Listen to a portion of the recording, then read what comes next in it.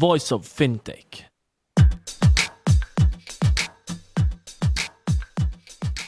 Welcome to Voice of FinTech, a podcast mapping out the Swiss and global FinTech scene, connecting FinTech enthusiasts with startups, incubators, accelerators, business angels and VCs, and incumbents interested in partnerships. Voice of FinTech will help you navigate the FinTech ecosystem. Here you can listen to the startup founder stories, what investors and incumbents are looking for when dealing with startups, and find out more about resources provided by incubators and accelerators. My name is Rudy Falad and I'll be hosting this podcast.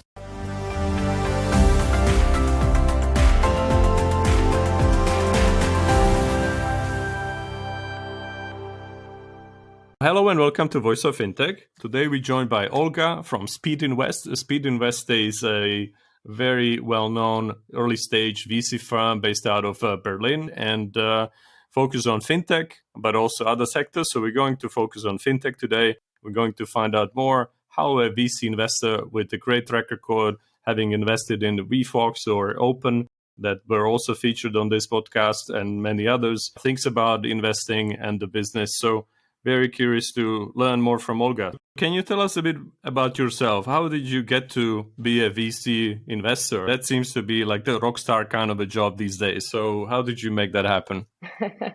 Yeah, it sounds now like a rock star job and everyone is super interested in it. But at the time when I just started, I think that many classmates with who I studied didn't really get it. And they were like, okay, why I'm ruining my career? I'm saying the word ruining because everyone really in my university, and it was like top high school in economics in Moscow, everyone wanted to get into banking and consulting.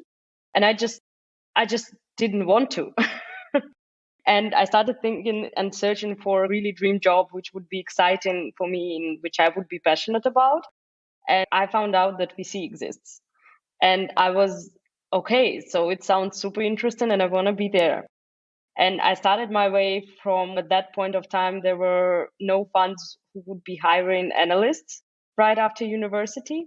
And I was like, okay, then I'll make my way there via startup. I joined a startup, which I had no clue how to do any diligence on business model, on team, on anything. And I just joined a startup and had huge ambition in my mind that, of course, I raise a lot of funds, then I exit, and then I will get into VC. But of course, it didn't happen. And then the startup finished and right after kind of 9-12 months after it, I joined a fund called FinTech Ventures out of Moscow with offices in Moscow and in Silicon Valley. And mostly back to that time, it was 6 years ago, we were investing in alternative lending. The main trend back to these years, everyone was investing in peer-to-peer lending, marketplace lending, and all of this. And basically, that's how FinTech started with me. So it was like VC and it was FinTech. And at some point, me and my colleague at FinTech Ventures, who was investment director there, we left to build a fund from scratches under one of financial groups in Russia. Then at some point, I decided to leave to join Target Global, which was 4 years ago. I joined Target Global. I started out of Moscow and did about 4 or 5 deals in Russia. And then I moved to Berlin and started doing all the deals in FinTech across different geos, across main funds at the Target Global early stage and growth stage fund. It was a super interesting journey for me of 3.5 years. And I mostly was doing a late seed Series A and a little bit of Series B. And at some point I decided to shift to 1-2 steps earlier and be in a rush for companies of like pre-seed and seed stage. And I joined Speedinvest to lead seed FinTech efforts alongside Stefan Clistil. And basically that's how journey with Speedinvest started. All right, so let's explain though, what is Speedinvest and what does it do? What's your focus? And you mentioned Berlin, but I think you're also looking at other countries and geographies, right? And actually, you mentioned in the beginning that we are based in Berlin, but it's kind of the whole fund started out of Vienna, and Vienna is still a headquarter for us. But at the same time, we are truly pan-European, and we have offices in Vienna, Munich, Berlin, Paris, and London, and also in San Francisco. We, as a fund today, we are 450 million euro under management, investing currently out of third generation of the fund, Speedinvest 3, which was raised in 2020 190 million early stage fund for investment, basically in early stage and predominantly pre-seed and seed. We have a few vertical teams, and from this point of view, we're quite different to any other fund. So we have vertical teams leading fintech investments, network effects and marketplaces, industry, deep tech, health, digital health, and subscriptions and software.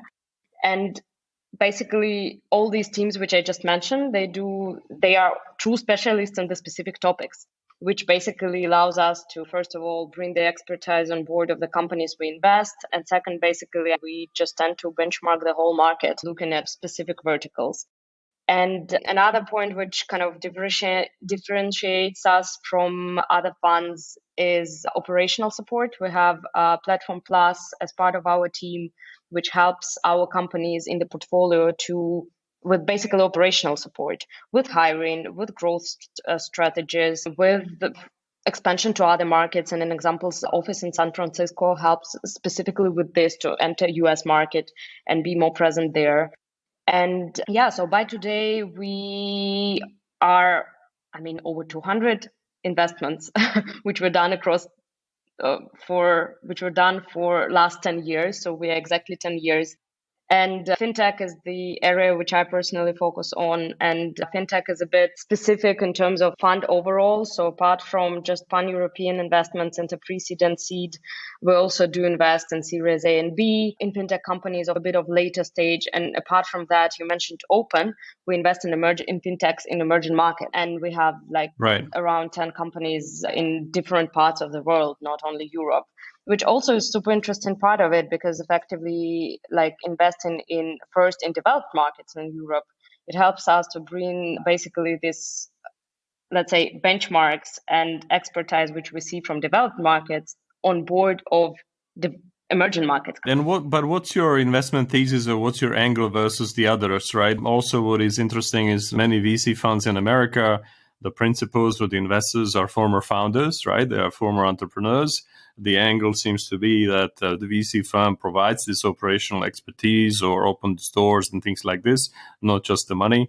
In London, a lot of the firms, they have former consultants or former bankers who now decided to be VC investors. So how is it for you? And what is your competitive advantage versus the other funds, for example? Look, I personally believe that it always should be a balance. And in our team, we are very diversified by kind of backgrounds, including we have founders and ex-founders in the team. We have ex-consultants, ex-bankers and ex-investors and ex-operators in the team. And all of them basically bring unique expertise to the board. And yeah, I truly believe that's the way to, first of all, to play and react as a team. And second, there are a lot of synergies in the portfolio. So an example is a fintech can be embedded in pretty much anything. And basically software companies in the portfolio can benefit from kind of our expertise in fintech. Or marketplace companies in the portfolio can benefit from our expertise in fintech. And I mentioned already Platform Plus, which helps the companies with hiring, with growth strategies and the growth hacking, which is super important at early stage. And the last but not least, as seed fund, we don't bring just money. With seed fund, we obviously understand that kind of we can bring a lot on board specifically at early stage, and kind of all the founders should treat the fund from perspective of relative value within the portfolio. So when we invest 2 million in the company, it's not 2 million out of 2 billion fund. So basically it creates, every company is important for us. And with every company and every founder, we try to be on board and being really working for them and working with them. Then you mentioned that you invested in 200 companies, right? You got 400 million under management now. Now this is the third fund. So let's also talk about your investors if you can. What are the investors for you? And it was before your time, but how did you get going? Also, there are a lot of people who would like to start a first-time fund. Very difficult if you don't have a track record. But how was it, if you can shed a bit of light on the LP side? Yeah, sure. It makes sense to get back a bit in the history, right? So the fund started with just initially Speedinvest started just with 10 million, first 10 million fund out of Vienna, out of Austria. So it was pretty local fund, which was obviously funded so to say, locally. And when now Speedinvest 3 is 190 million fund, it has already very diverse investor space, which includes founders, family offices, institutions, and banks. So we openly say that our fund is funded by EIF, by Erste Group, by US-based MEA, great venture fund, and super heavy on fintech, and and many others, institutions and banks and insurance companies as well. So it's like really, it's very diverse mix. All right, understood. Makes sense.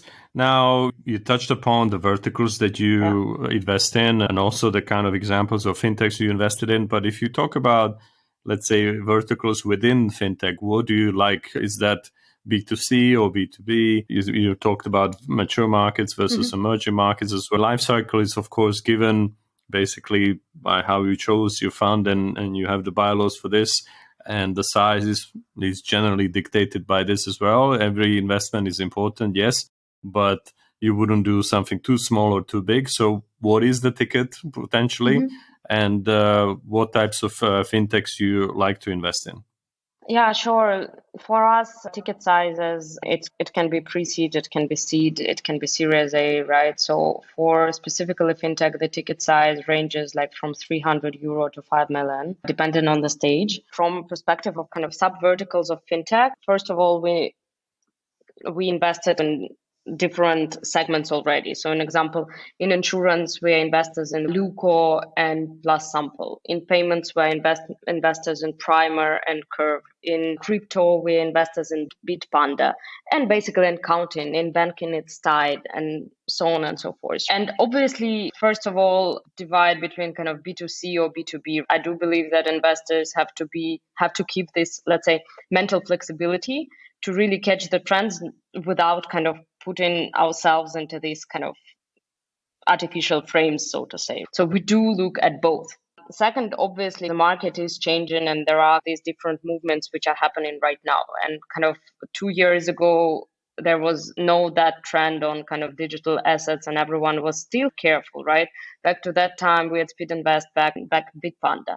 But back to that time, it was something like really new to the market, but an example in 2021, you just cannot ignore this anymore. So it's just, I would say, movietone to ignore crypto and digital assets. And of course, we do understand that this is just really huge macro trend, which we look after and which we pursue and explore more and more opportunities there. So this is one of them.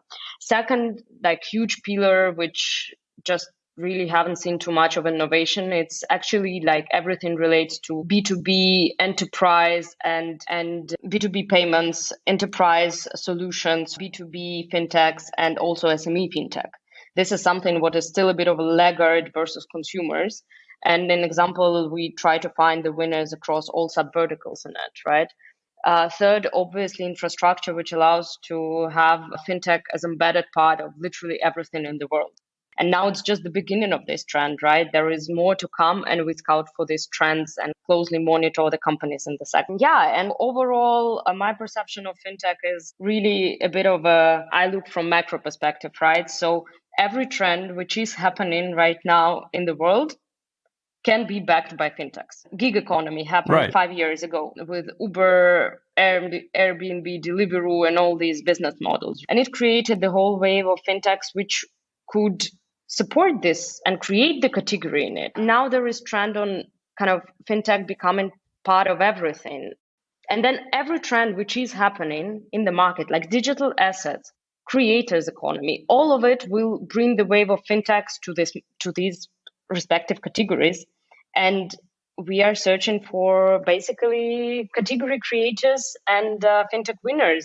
Right. And this is the approach I took very early on in this podcast. For me, fintech is everything but life sciences, whether that's e-commerce or anywhere that money changes hands or it's investment. It doesn't have to be just a P2P lending platform or pay tech or anything like this. It's so much broader and basically, as I said, anything Yeah. One question that I'm always curious to find out, what is the approach of the investors to scouting or deal origination? Some people say we have such a network, this is our competitive advantage, so we've got plenty of inbound, or we only work through warm introductions. The others also say, look, we also do proactive research, or we have to do a bit of both, but in reality everybody leans to one or the other approach potentially, or it depends. But what I hope to hear always is that you give a chance to a founder that is not necessarily in the network, right? Maybe you do some background check on them through your contacts or other portfolio companies, but that's not the initial filter, because otherwise you could miss out. But what is your approach and philosophy into origination and talking to early stage? Are you looking at people or the ideas where maybe more the founding team is important than the idea, right? So I get that it's a personal diligence that you focus on, but still, can somebody from the mountains, whether that's in South Germany or in Switzerland, who just came up with a great idea, can they pitch to you and get a reasonable shot at this? Yeah, of course, everyone can pitch to us, and we are open, like literally, to all the sources of the wider is pipe which you create, the more kind of opportunities, like the more chances not to miss out on something. So basically, of course, we do look at literally everything what comes to our website. Of course, we do look at kind of at the emerging companies proactively as well. We monitor which companies appear here and there. We try to find the winners before they actually posted that, before they even like created the deck, so to say. How we do it, there are multiple sources of it, like the network, other investors. And of course, like we shouldn't underestimate the power of the tools like LinkedIn and many others. At the same time, so your point on giving a chance to everyone to pitch, it's really important. And it was partially the reasoning behind our recent partnership with SoftBank Vision Fund to back Emerge program, Emerge Accelerator, which especially gives the chance not only just to someone who wants to pitch, but especially to those who have like underrepresented founders, to provide them with tools, with network, with the mentorship, and of course capital and access to the other funds who teamed up with us. These are Briga, Cherry Ventures, First Minute, and Kindred, to basically give even more opportunities and to bring that, let's say, VC capital to even to the points where kind of it was not yet there. An additional point to it, so as FinTech team, we, apart from Europe, we look a lot at emerging markets, and our team includes now team members like literally everywhere, like from Philippines and India to Europe and LATAM, where people can find the local champions. And absolutely. So that's a great point you raised as well. There may be also people who don't know or don't feel like they could even pitch, right? And what the resources are, and there is tremendous talent out there. It's a great segue to my next question, which is basically related to partnerships. Years ago, people talk about fintech, and the next word that came to mind was disruption or end of the banks and things like this. Last few years, a lot of people switched the tone, and they talk about partnerships. Now you're an investor, so what does partnership mean to you? You already mentioned that you work with some other incubators or accelerators. Obviously, the conference circuit has been quite disrupted over the last 12 months. So there you could also talk to a lot of people and things like this. But what about also whether that's professional firms or even the incumbents? Is there anything that you are willing to do together? Yeah, I wouldn't say that we are part of any kind of particular partnerships in terms of any specific professional firms or specific, but at the same time, as I said, so you have to just make sure that your kind of deals pipe is wide enough, right? And then you just scout it everywhere. And be an early stage fund, be in seed fund, we just tend to be friends with all the funds out there. And these are also LPs and institutions. These are LPs who are other funds. These are later stage funds who tend to notice that, okay, this guy is building something. So it's all about informal partnership in the end, informal relationship. And this is all out there, and everyone in the team builds it and takes care of it and also gives back. Well said. So we also talked about your investment approach in terms of a stake and things like this, but maybe just one little follow up on this. You mentioned the size of the fund. It's the third fund. So, I mean, how long do you think until you exit? And maybe that's also a reality check for the founders. Is it going to be 5 years or even longer for me to sleep on the sofa? Yeah, first of all, important to notice that in the most of cases, we have first money into the company, or at least first institutional money into the company. And from that perspective, you just cannot rush the company to the exit of next 5 years. It's just also not always realistically, right? Obviously, everyone wants to get in the end, the funds want to get liquidity rather faster than later. But at the same time, everyone wants to have the, let's say, fund returners, not just like a quick exit in 2 years. And basically how I would treat it, as I mentioned, from Ticket's perspective, we prefer to take a lead in the company.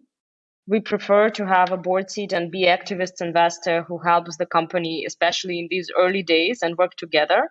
And basically then, of course, we help them to raise the next round, which is Series A, or like seed Series A, Series B, and alongside the journey. And then we tend to help with everything what we can, but at the same time, realistically, obviously, the next investors step in and we tend to step out at some point. And time to exit, it's different in every case. An example, you mentioned WeFox recently, right? I was privileged also to be part of this journey with Target Global, and with Speedinvest entered even earlier. And basically, it's been already 6 years with the company. And no one rushes anything, because we do understand that the company is just really at the point when it's just flourishing and there is even more way to blossom. So long story short, we never rush the exit because we just optimize, of course, for the whole outcome versus speed of exit. Right. And you mentioned some of the success stories you had in terms of fintech. Maybe let's also look at it from a bigger perspective, right? For example, I read some study from McKinsey, and at the end of last summer, maybe things look bleak in terms of funding and the economy. For who knows whether they look better or not right now. But the point was basically that before the pandemic, the fintechs, B2Cs, etc., they were chasing the scale. And nobody really questioned the profitability as much. And now there is even more and more pressure to be profitable. I wouldn't say quicker, but to be more sustainable or be sustainable quicker. And that could also lead to certain pressure to change business models, whether that's from B2C purely to B2BC or what have you, or basically doing different things. So then the fundraising picked up, and now it's the record heights anyway. Where are we today? What do you think that it's going to happen on the fintech scene, especially in Europe post-COVID? There was really recent study of that in 2021, fintech already became a record year for from funding perspective. And this is obviously great also for us, because many of the companies just got massive funding, including WeFox, including Bitpanda, and many others, like just in 2021. And yeah, speaking about the future post-COVID, I tend to be an optimist. There is just really more to come. And we see how it's flourishing across different regions. An example, now there is more money coming into regions like Africa, Latin, and Asia. We see how there it's just really the very starting point. In Europe and developed markets, it's more of a pivot towards, let's say, as you called it, more sustainable business models, more to profitability, because it's just more mature ecosystem already. But at the same time, overall, there are just more and more opportunities for fintechs emerging. And let's also be realistic in a way that there are already many unicorns and many people who were instrumental for these products, like TransferWise, like Klarna, like Revolut. They leave and build great companies because they have great expertise, they have great experience, and they have also knowledge and insights in the market to build something new. And basically that will bring us just to more funding rounds and more cool companies to watch. Great stuff. So before we wrap up, I have two easy questions for you. One is, we're approaching summer. I already put together a Voice of FinTech summer book list. But still, what would you recommend is your favorite, let's say, non-fiction book? There are a bunch of those which I would just strongly recommend because this is my all-time favorite.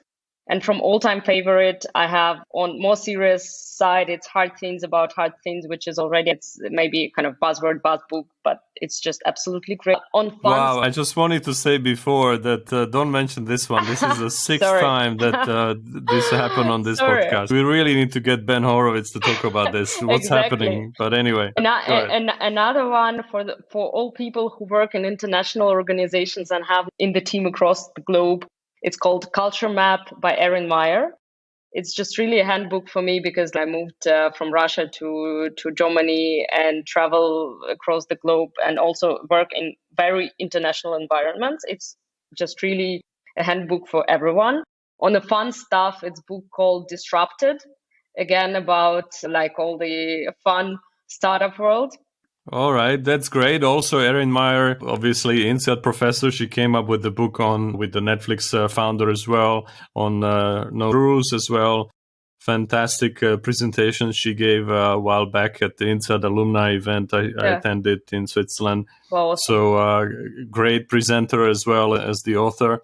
And of course, always good to look back at the classics as well and to switch off if you can from the online world, which is always around us. To wrap up, I'd like to just hear from you. What would be the best way to reach out and what kind of people would you like to hear from most, whether that's the founders or the investors or experts in operational stuff that can help you to grow the businesses? What is the priority for you and what's the best way to reach out for both of the parties? Yeah, it's always easy to find me on LinkedIn. I try to be responsive there, and I'm always open to actually really all the types you just mentioned. Obviously, a shout out to founders in FinTech with new ideas and the businesses you guys build. Always shout out to operators because we always have to have this, let's say, reality check on what's actually needed. Problems are out there and what to solve and how to solve. And also investors. And this is just the way to collaborate all the time for us. Thank you for listening to Voice of FinTech podcast. If you haven't already, check out also voiceoffintech.com, where you will find all the episodes and additional resources related to the podcast. You can also subscribe to Voice of FinTech on Apple Podcasts, Spotify, Google, or any other podcast app that you like. If you have any suggestions on the topics or guests, or how to make this podcast better for you, please email us at info@voiceoffintech.com. Happy to hear from you. Thank you.